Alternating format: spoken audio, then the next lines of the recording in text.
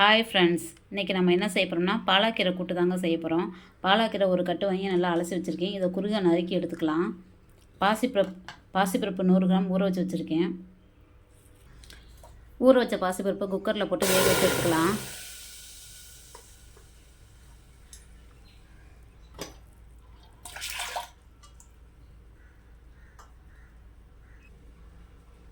ஒரு சிட்டிகை அளவு மஞ்சள்தூள் போட்டுக்கலாம். 1/2 ஸ்பூன் சீரகம் போட்டுக்கிடுவோம். ஒரு லெட் போட்டு மூடிக்கிடுவோம். இப்போ குக்கரை விசில் போட்டு ஒரு விசில் வரட்டும். கீரை இந்த மாதிரி குறுக கட் பண்ணி வச்சுருக்கேன். வாங்க தாளிச்சிக்கிட்டே பார்க்கலாம். ஒரு கடாய் வச்சுருக்கேன். ஆயில் ஊற்றிக்கிடுவோம். நல்லெண்ணெய் தாங்க ஊற்றுறேன்.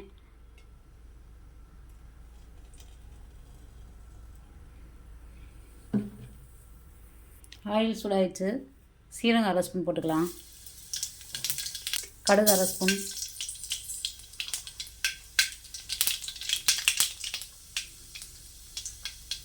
வெங்காயம் 10 வெங்காயம் சின்ன வெங்காயம் கட் பண்ணி வச்சுருக்கேன். அதை போட்டுக்கிறேன்.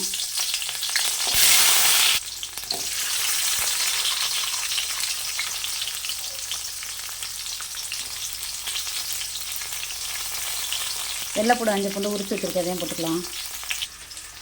போட்டு நல்லா கிண்டிக்கிடுவோம்.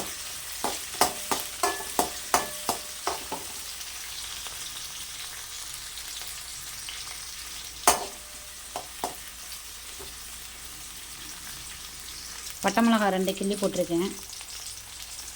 பச்சை மிளகா 2 கட் பண்ணி வச்சுருக்கேன். அதையும் போட்டுக்குவோம்.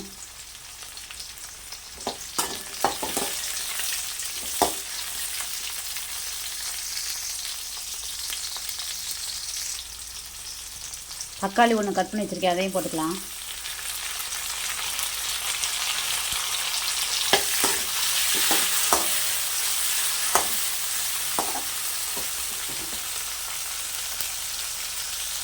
கட்டி பெருங்காயம் அதையும் போட்டுக்கிடுவோம்.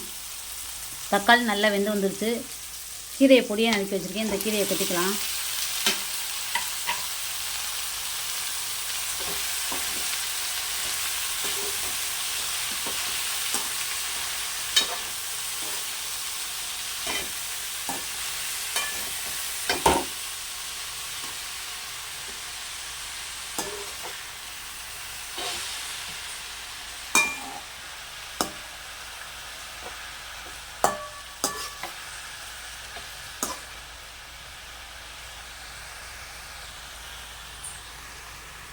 கீரை நல்லா வதங்கி வரட்டும். 1 ஸ்பூன் உப்பு போட்டுக்கிடுவோம்.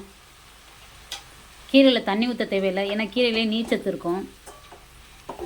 அதிலே அந்த நீர்ச்சத்துலேயே வேக வச்சுக்கலாம் கீரையை.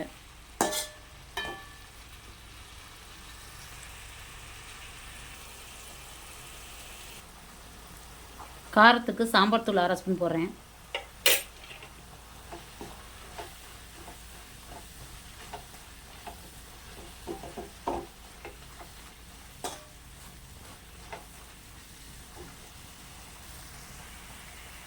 கீரை ஓரளவு வந்துச்சு. குக்கரில் வேக வச்ச பருப்பை போட்டுக்கலாம். ஊற்றிக்கலாம்.